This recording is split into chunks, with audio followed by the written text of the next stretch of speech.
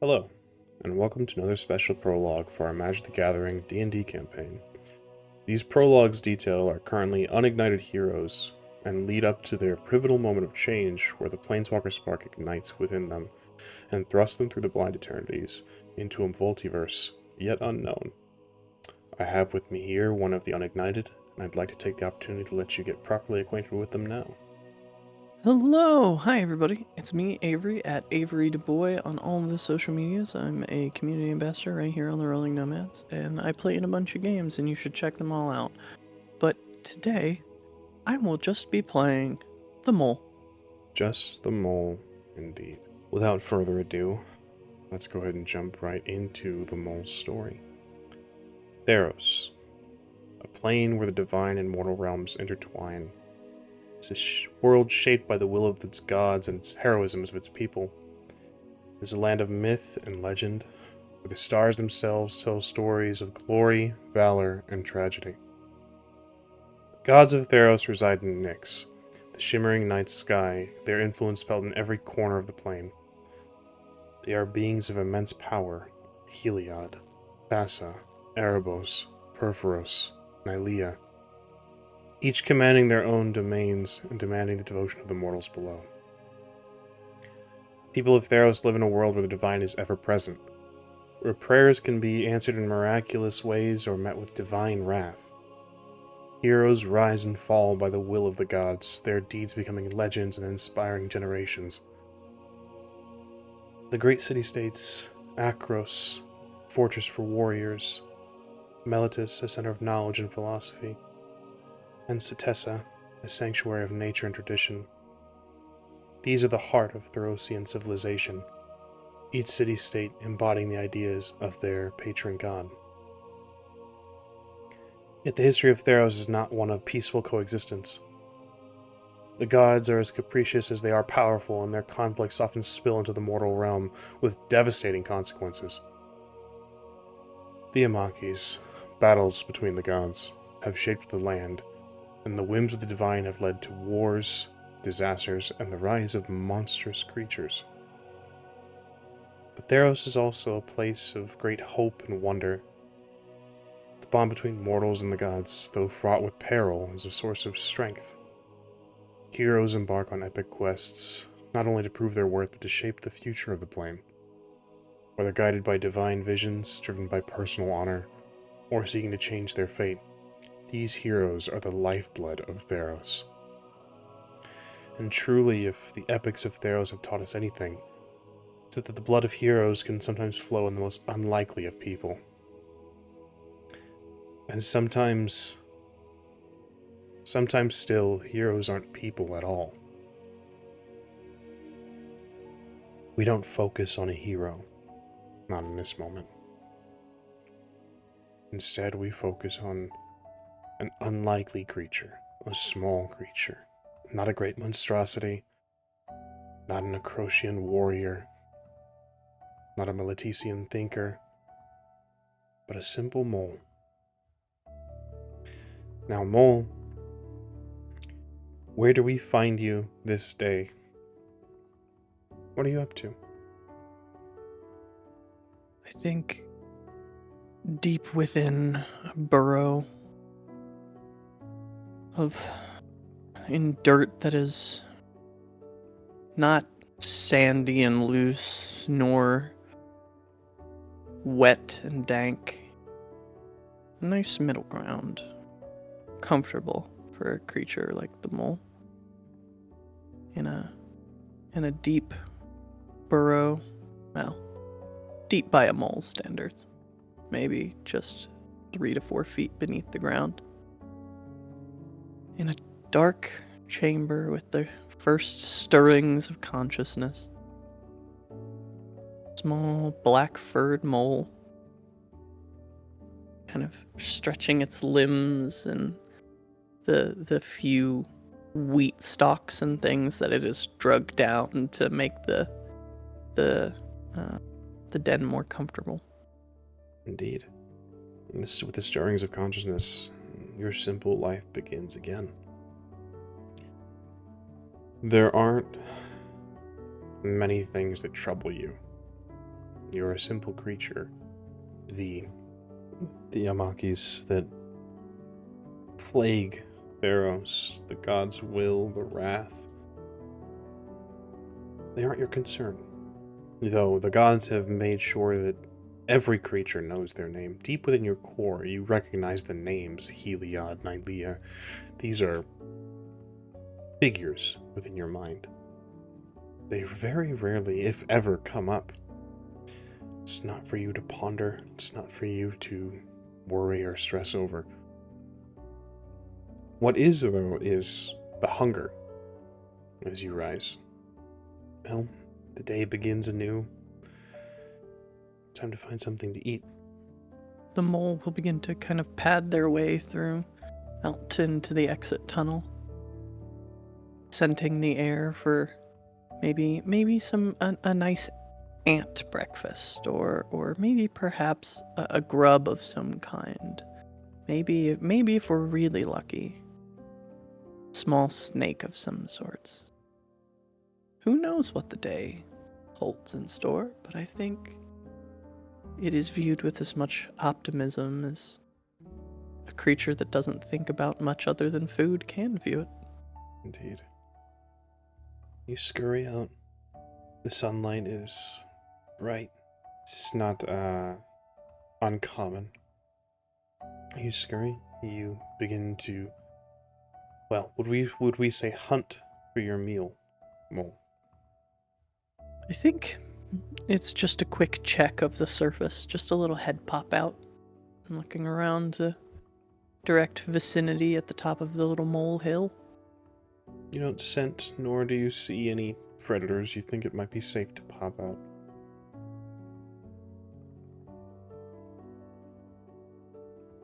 I think it would be easier to hunt underground today. Well, Understood. maybe in the exploration and the hunt, maybe we find a small air pocket down here under the ground like we did last time and made into this burrow.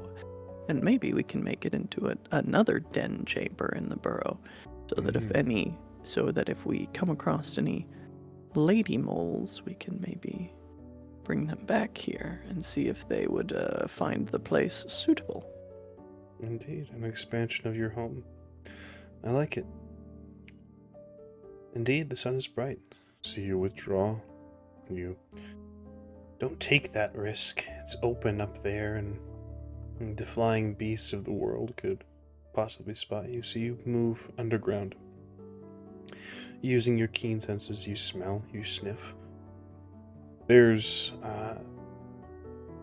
movement that other creatures simply can't notice, they don't see. But you are practiced. This is not your first hunt or gather, however you'd like to look at it. There's a sliver of movement that makes you pause. And you scent the, what little air there is down here. You think you might have found it. It's a grub of significant size, trying to find a meal of its own, it looks like. Find food, you need to find food. This is always the way. And the mole will burrow in closer. Close. For as simple a creature as you are, the grub is a simpler creature. It either doesn't notice you or doesn't register that it's under threat at this point. But there it is. Ripe and ready for the taking. Digging into what looks like what might be a potato of some sort. Moles don't really waste time when they hunt. Once they lock in on their prey, it's quite savage. So the Indeed. mole will scurry forward as quick as he can, and with his razor-sharp teeth just start tearing and bite by bite. Truly a vicious hunter indeed. Well, you tear into this. It's survival of the fittest here, and quite simply and quite honestly, In your home, your territory, you are the fittest, so far that you've found. You move, you dig in, and then perhaps through fate, perhaps through destiny, something is written. As you lock on, clutching on to the potato itself, digging into the grub, you are plucked. You are pulled from beneath the ground, and suddenly your senses are bombarded once more by the daylight, by the sounds, the open air. It's overwhelming for a moment, and you think perhaps maybe some predator has taken you, sensed your presence beneath the dirt. Where is safety? Where is sanctuary? What possible creature could have noticed you? But you're not torn, you're not attacked. You find yourself flying almost through the air as you land with a sort of thud. Enough to injure you, but enough to shake you for a moment. You find yourself amidst a horde, a mountain, a treasure trove of these potatoes. Has to be more grubs. A wealth of opportunity. You dig. More. This is perhaps a gift from the gods themselves. Those names that you know, perhaps they have taken a liking to you. You dig. And indeed, you find a few. You take your time. This, you find at the edge of this mound, this mountain of food, is blocked by a hard surface of wood. You can feel movement, but perhaps that's the jostling of whatever earth or whatever container holds you now. You maneuver, you dig, you jostle. After your fourth grub or so, you going for the fifth, you breach once again. Well, the open air. Suddenly you are falling. Sort of plop. You land onto a hard surface. Stone. Hard rock. The grub still kind of hanging out of your mouth. Look around and there are the two-legged individuals, the people,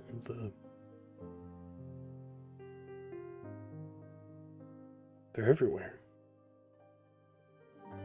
Tall structures obstruct the sun. They provide a sort of welcome cover from any predators that might be flying through the air. What would you like to do?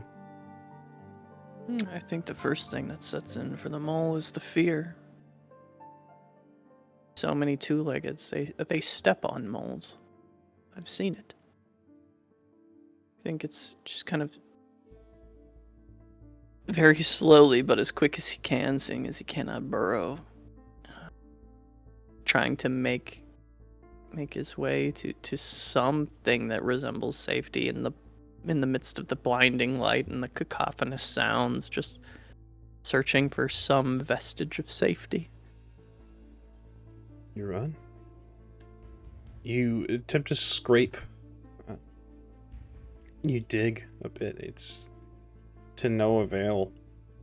You don't find purchase. You are unable to really get a grip into this, and you are unable to burrow. You run.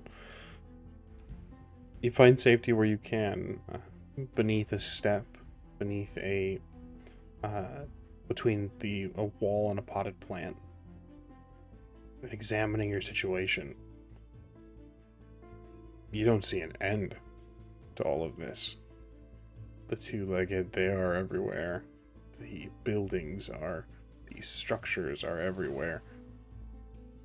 Yeah, how far are you from home?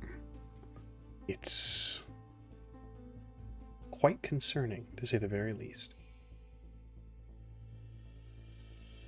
What is your plan of attack, Mole? Well, we're a long ways from anything familiar. And I could watch the two-leggeds for a while, but then I'd be wasting time.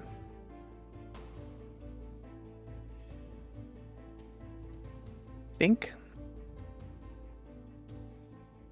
spend a few minutes watching which way the least amount of two legs are going. Then I'll go that way. Understood. You do this. You travel. You duck from space to space, avoiding being seen. You move. It's difficult to find a space where there are no two-leggeds, but where the least of them are, you move through alleyways and hidden spaces. You move. And this has its own treachery. There are predators that are new. Well, in new form. Well, these rats are vicious. They're not like the rats that reside in the plains or the dirt hills that you're used to. They seem more aggressive. It's a survival of the fittest. These creatures are fat with the scraps they've found. You find yourself having to run from hidden dens out into the open once more, where large clawed beasts with pointy ears and sharp eyes that narrow into slits when they see you. They chase you. Who knows how much time has passed since you fell out of the cart. You travel as best you can. Time passes, Mole. Are you trying to find your way home? Have to find the closest place I can dig. What are your plans if it cannot be done today? It has to be. There isn't any other option. You move, dodging these strange predators of this new landscape. You move. A sound, a scent catches your attention. Water. Where there is water that flows, there is surely soft earth. You may move to it if you'd like. Do our best. You run. The water is collected. It looks like some sort of circular river, some sort of pool that flows upwards and falls into itself, a magical thing. Perhaps the earth is over this strange wall where the water is contained. You move. You have to climb a bit up a very sheer surface, but you make it peer over the edge into the pool. There is no earth. There is no soft soil. A cruel lie. Cruel lie, Mole. But it is water. Try and lean down and get a drink if you can. Depth perception is a strange thing. As you lean in, you think you might almost have it. But this is not soil, not earth, nor is it gravel or stone. This is some sort of strange surface, this rock, this molded and strange shape. And it's wet with the water, and you slip. You fall into the pool. Abruptly. Unexpected.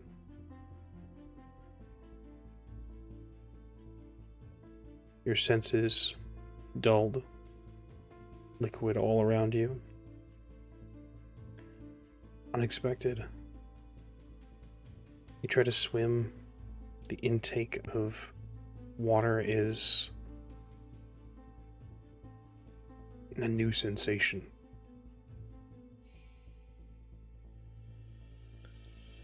Mole's fur is too thick to swim. It gets too heavy. Something you inherently know. Something you never needed to experience.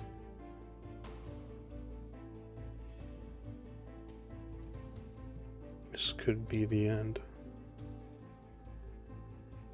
But for the third time today, you are pulled from your environment. Taken. You are soaked in water. You cough, finding air once more as you cough up the waters that were sort of beginning to fill your lungs. You can feel something stroke from your head, down your back of your head, to your spine and your back. Something soothes you, attempts to calm you, and gives you a small thump on the back of your spine. It helps expel the water. Gather yourself. Soon the water is no longer a problem. Now you are held by something, and what do you do? Well, I think this is the coldest the mole has ever been in its life. So it just tries to curl itself up as much as it can and get as small as it can and cling to warmth. you do this, and this creature, this savior, perhaps, brings you close. Warm flesh. Very warm. As he kind of covers you with his hand. Continues to stroke the top of your head, down your spine, and soothing pet. The warmth is welcome. You can hear a voice. It speaks, and can't really make out the meaning of some of the words, but the voice you hear, it says, "You're alright. You're alright. It's alright now. I'm going to keep you safe." And the creature moves with you until you can peek from between the fingers. The predators that plagued you as you moved through this new environment look on. They take notice of you. They don't dare to approach. You're not easy prey now. This being has provided a sanctuary, provided some sort of protection. You're warm in no time. The water is still present, but maybe it's the lethargy, the day's events catching up to you, but you feel safe, you feel calm, tired even.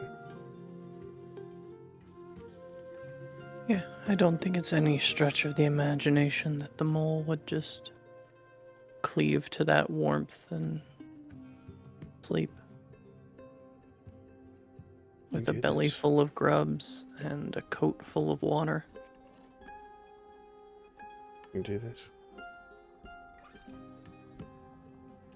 You awaken in a darker place.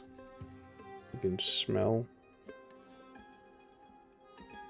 as your senses come to you. Soil around you. A mixture of that strange stone. There is soil. You're underground once more. You know from the temperature, you know from the air itself. There is a brighter light source, though, than you're used to, the low light of some torch. And a figure as you open your eyes kind of pats your head. There you are, my friend. I thought we lost you for a moment.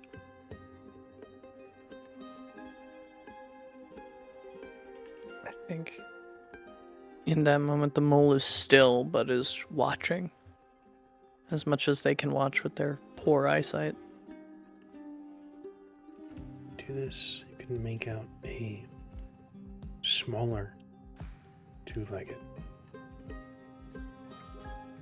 One of their young, it seems. No parent, no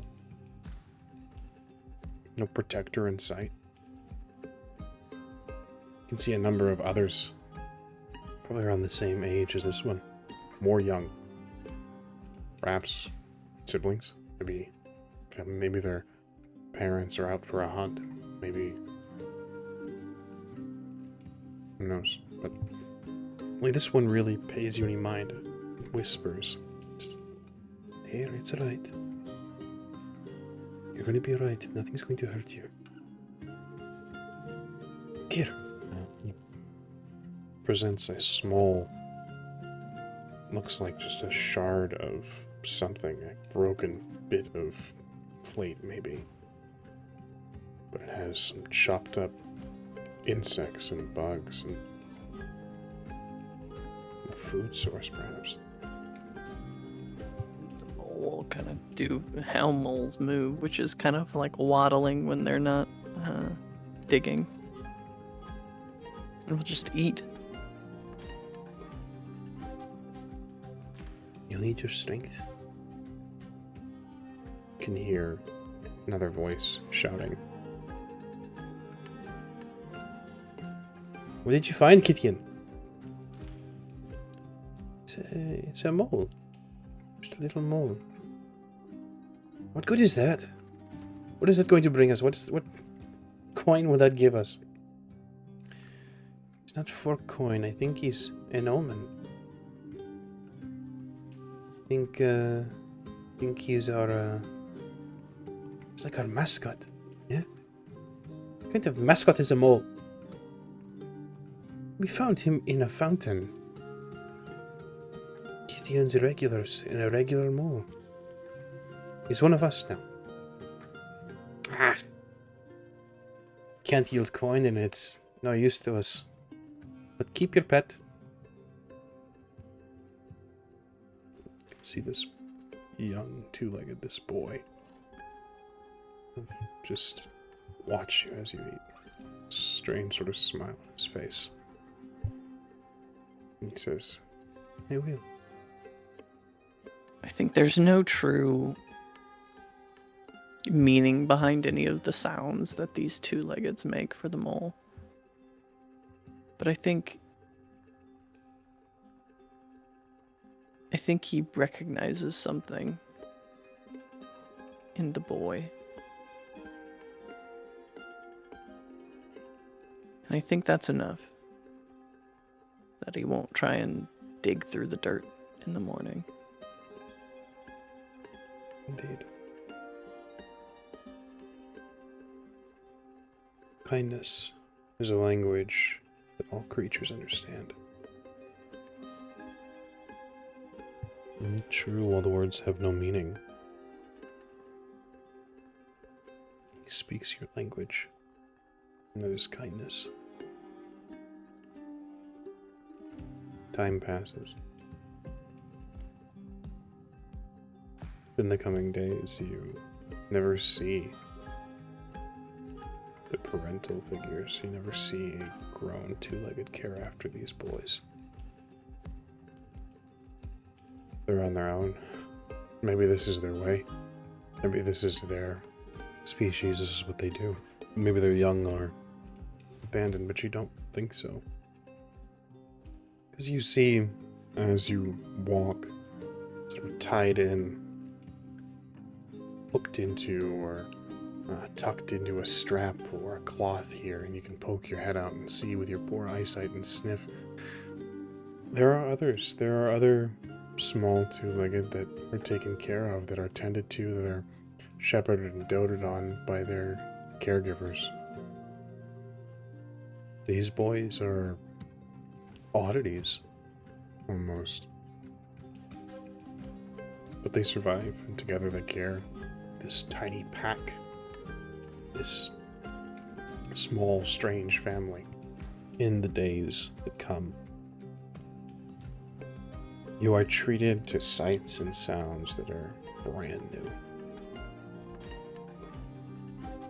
For the boy's kindness, there is also a ferocity. It's never turned on you. But he seems to get into trouble. As well do many of his friends. He takes things, he scavenges. And perhaps this is also their way, but you don't think that it's meant to be. Not by the amount of other two-legged that find his behavior reprehensible and that chase him. He's always wearing a smile, though, as he runs. With sacks of shiny metal. With food. They take what they can. When cornered, the boy stands firm. When cornered with one of his companions, the boy is always a shield. If he's struck, he always turns his back or turns in a way that you never have a possibility of being injured. And there are times where you see him fall, where you see him lose, where he's bloodied, where he's bruised, where the things that he's taken are returned. But he always comes back, brings you back to the home, the strange sort of burrow that they all live in. He always finds a way to feed you. I think there's still there's a lack of understanding of what these gestures mean, but there's the impartment of how they're meant. I think the mole sees the boy. And I think in some ways the boy sees the mole. I think only time will tell if there's more to that. Indeed. And time passes. You are fed. You have grown to understand a bit more. You don't realize it at the time, but you pick up words. Kithian means something to you. That's the boy. That's your savior. That's the one that keeps you close. The others are irregulars. You pick up things that you ascribe meaning to. He grows.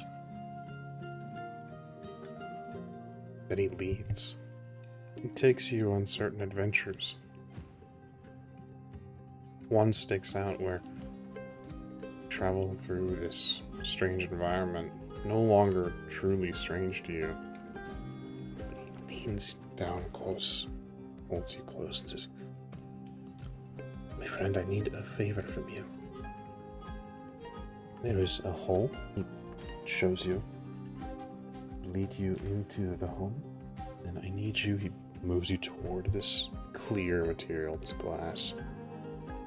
I need you to nudge that piece of metal there, so that we might get in. Do you understand? Can you understand? I think the mole will demonstrate understanding the only way he really knows how, which is to just set about the task. To just do.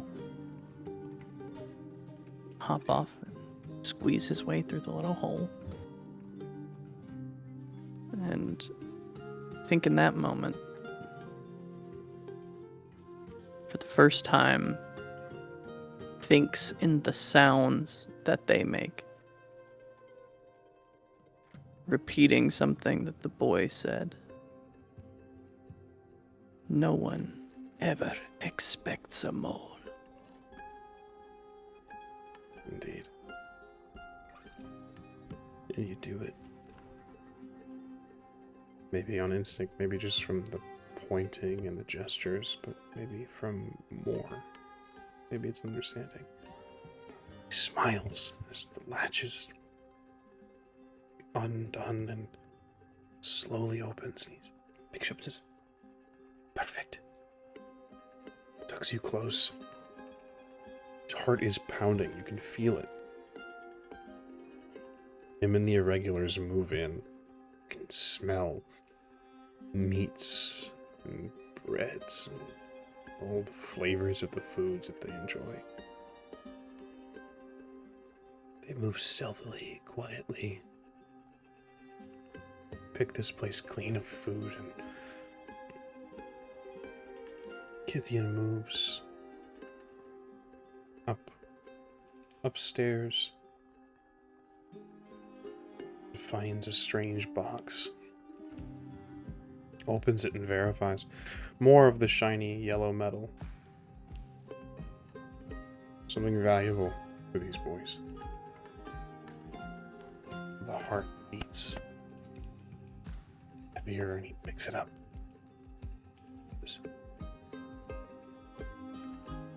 You've done good. Done wonderfully. It's you. As he moves, you hear a shout from inside the home. What are you doing? The heartbeat continues as they run. They leap from the windows. You don't think it's greed that drives Kithian. Because as valuable in how much his heart beats when he saw the shiny yellow metal. For all of that, he reaches into the box, pulls some of the coins, tosses them above, which causes the other two leggeds to swarm behind him, providing him a sort of cover. And he continues to do this with a smile. There's others that are dirty, filthy, reach for the coins. A blessing that is new to them. He gives freely.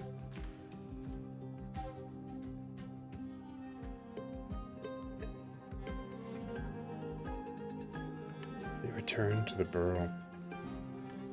This little hole. Kithian recites the story to the younger members, the younger irregulars. Holds you up, gesturing, pointing, and sort of praising you. They chant, mole, mole, mole, mole, mole. They begin to cheer, kind of counting up their take. This is simply how it is. Time continues, and this is your life now, Mole. How do you feel? I think the progression is stops thinking of Kithian as the boy. And he starts to think of him as my boy. He and I have belonging to each other. That means something. Gets older. He gets more scars. He gets more bold and brave.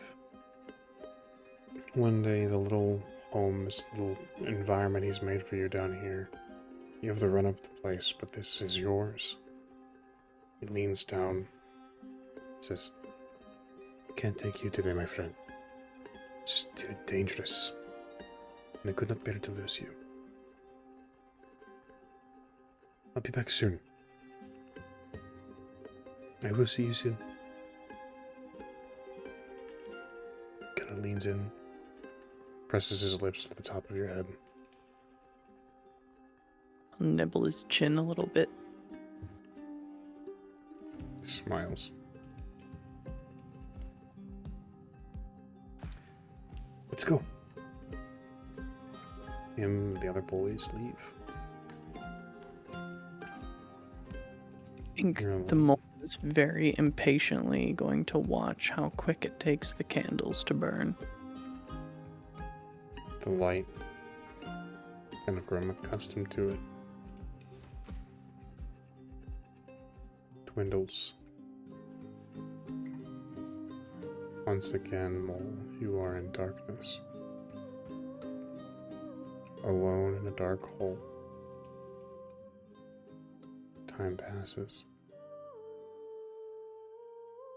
And your boy doesn't return.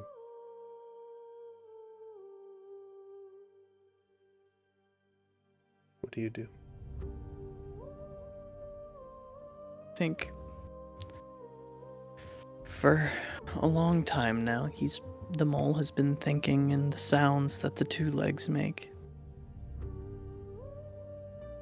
Thinks, he promised that he would be back. He promised that he would be back. I will wait. He's coming back. I will wait. I will wait. I will wait until I can wait no more. And then I will wait a little bit longer. And then we will see. He will be back. My boy, he always comes back. It is fine. Everything is fine. And time passes, Mole. He left you food. Left you the means of survival.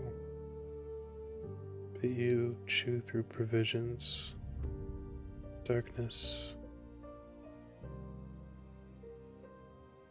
Doesn't return for some time. Doesn't return at all. And some time passes.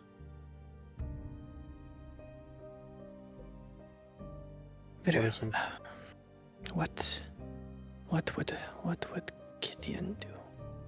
What would he do if I did not come home? What would Gideon do? He would go out. He would go looking. He's brave and strong and fearless and sometimes senseless, and so I must be. And the mole will find some dirt to burrow into in this burrow and make a tunnel to the surface. You do this. You're strategic about it. You burrow. You know you're not terribly deep into the city environment. This place called Akros.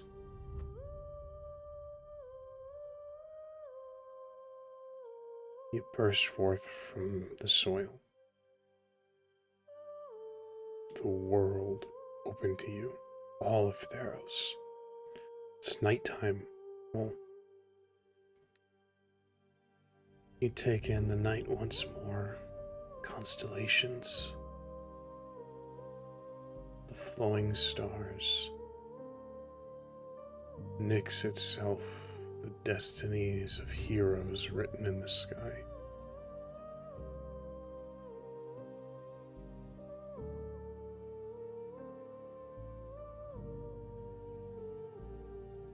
And your journey begins. You travel. You remember the things Boy taught you. Things you learned through watching. Being brave.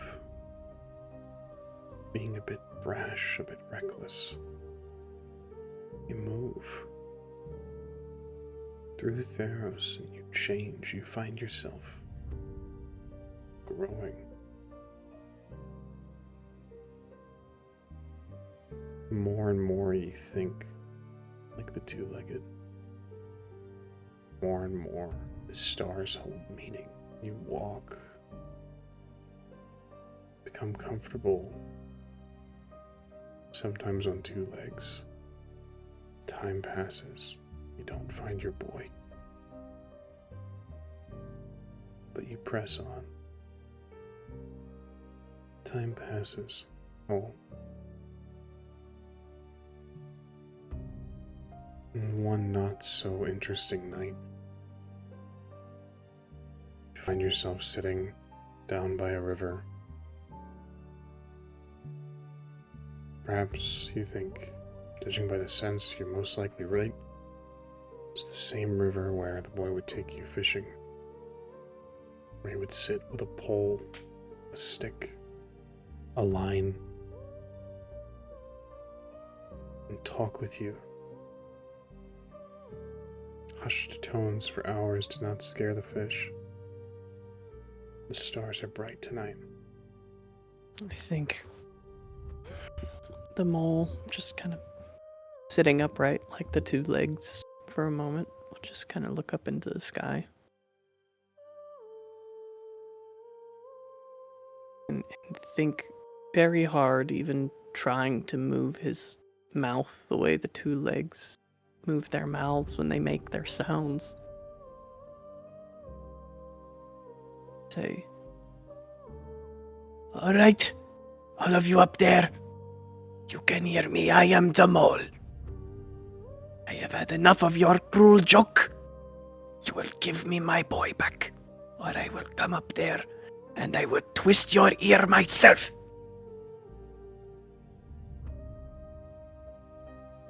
There's a shine to the stars. Perhaps they hear you. Constellations twist and turn. The flowing of the night sky. Nyx itself stirs. There's no response. You let your eyes fall to the ground. A stick. A thin line. Cast aside.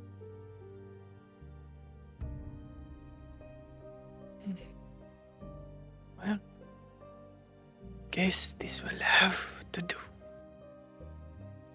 Just start rigging up a little pole. You do this, you watched him do it so many times before. You make a fishing pole. Your tiny hands. And as you're ready to cast and wait for the god's response, a flash. A flash of white. Find yourself looking up once more into Nyx. Another flash. And you watch some stars blink out, giving way an explosion.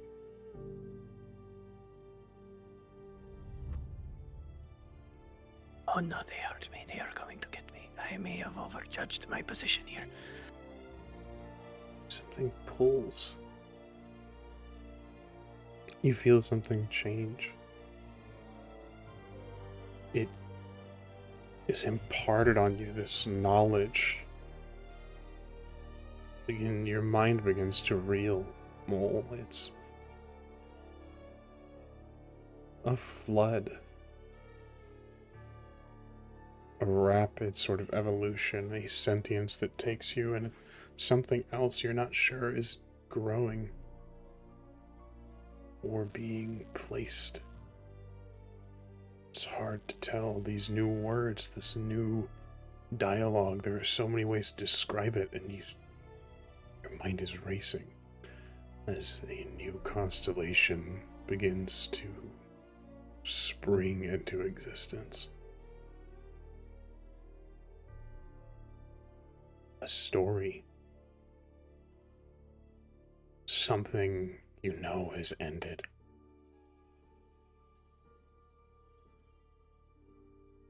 An epic tale, an odyssey. It's over. I think the mole interprets that as Not as something ending, but something beginning. Think speaking for the first time.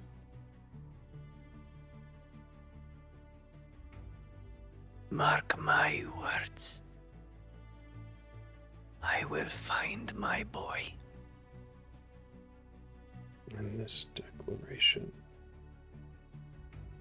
this defiance, this fervent, absolute fact unlocks a floodgate, feeling, emotion, memories, a new understanding as you see the constellation that is new. You will find your boy and something erupts within you, a purpose. You have the means to do so. You have the knowledge, the understanding, the bravery. And it envelops you with purpose, with fervent, searching purpose. You are overtaken with one new feeling, pulled from your environment once more, and thrust into the blind eternities, pulled from Theros. Your spark ignites, and you leave home in search of your boy. And that is where we close. Thank you, and thank you for joining us.